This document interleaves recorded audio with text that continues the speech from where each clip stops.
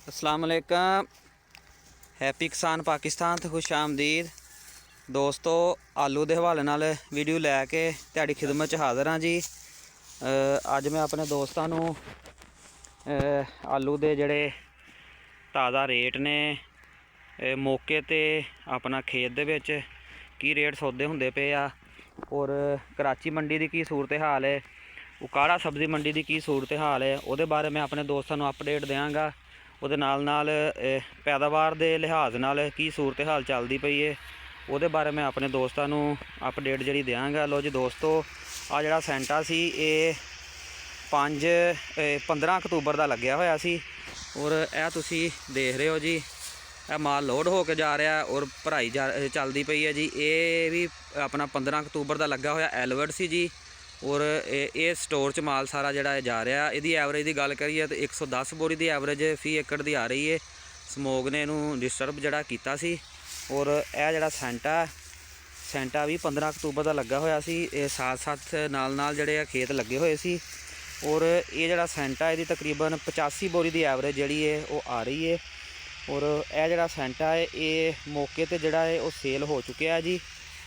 ये सुबह नूं यदि भराई जड़ी लगनी है और मन के हिसाब नाल 1460 रुपये मौके पर जड़ा है 1460 रुपये के हिसाब नाल ये सेंटा जड़ा सेल होया। आलू अच्छा सी और तकरीबन स्कैप तो जड़ा पाक आलू सी 1460 रुपये का ये स्टाकीया ने खरीदिया और जड़ा ये अगला खर्चा भराई का जड़ा वो सारा स्टाकीए का होना।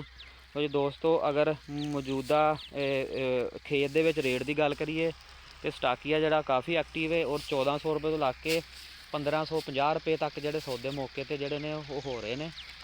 और असी इस तो इलावा अगर अज 10 फरवरी 2025 है और कराची मंडी की गल करिए तो कराची दे विच अज 130 गाड़ी का माल सी जी। और मजीका जड़ा वो नॉर्मल माल 1400 रुपये तो ला के 1600 रुपया मन, VIP 1700 रुपये मन, सेंटा जड़ा वो 1500 1600 रुपये आम माल, VIP 1800 रुपये मन। और अगर सुरख माल की गल करिए 1600 1700 रुपया आम रेट और 1800 रुपये जड़ा VIP माल सुरख का। और एक्सट्रैक्स का जड़ा रेट वो थोड़ा ज़्यादा है, वो 1900 रुपये तक जड़ा है वो माल विकया है। और बीज की गल करिए 800 तो ला के 1000 रुपये मन तक कराची मंडी के विच सेल होया। उहदे नाल अगर प्याज की गल करिए 1200 रुपये तो ला के 2000 रुपये तक जड़ा प्याज का वो रेट सी जी।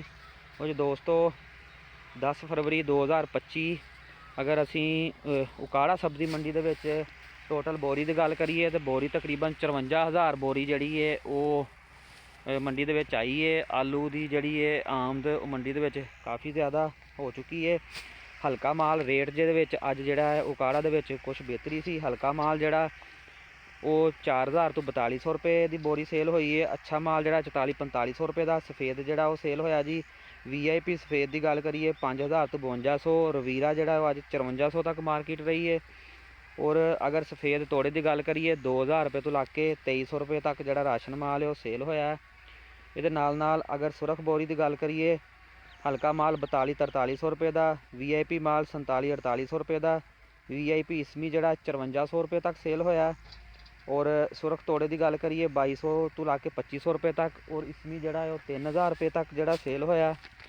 और ये नाल अगर गोली बोरी की गल करिए 2200 रुपया रेट और गोली का तोड़ा जड़ा वो 800 तो ला के 1100 रुपये तक जड़ा उकाड़ा मंडी के रेट सी। रेटां दे विच थोड़ी जी जड़ी बेहतरी आ चुकी है। स्टाकीया जड़ा है वो काफ़ी एक्टिव हैगा और वो नाल जड़े जिमीदार है वो भी काफ़ी इस दफ़ा एक्टिव है। वो जां तो ढेरियां लगा रहा ज़्यादातर या फिर जिमीदार खुद जड़ा है वो स्टोर जड़ा वो करदा पिया।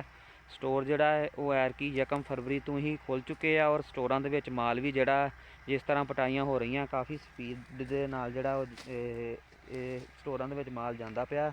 तो जी दोस्तों, अज की ताज़ा अपडेट जी आलू के हवाले नाल दित्ती है। आने वाले दिनों के भी इंशाअल्लाह ताला तुहानूं आलू के बारे अपडेट जी है वो देंदे रहांगे। मैं रिक्वेस्ट करांगा जिहड़े दोस्तों ने अजे तक हैप्पी किसान पाकिस्तान सबसक्राइब नहीं किया वो हैप्पी किसान पाकिस्तान सबसक्राइब कर लो, बैल आइकन नूं दबा लो ताकि मुख्तलिफ फसलों के हवाले नाल और मुख्तलिफ फसलों के हवाले नाल मुख्तलिफ फसलों के रेटां के हवाले नाल वीडियोज़ जिहड़ियां हैप्पी किसान पाकिस्तान ते अपलोड हुंदियां ने तुहानूं बर वक्त देखने नूं मिलदियां रहन। अल्लाह हाफिज़।